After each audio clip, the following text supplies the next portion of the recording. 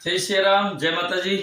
આજના રૂડા પાવન પ્રસંગ એટલે કે મહાશિવરાત્રીનો પાવન પર્વ અને આજના દિવસે શિવજીના વાલા દરેક ભાવિ ભક્તોને મહાશિવરાત્રીની ખૂબ ખૂબ શુભેચ્છાઓ।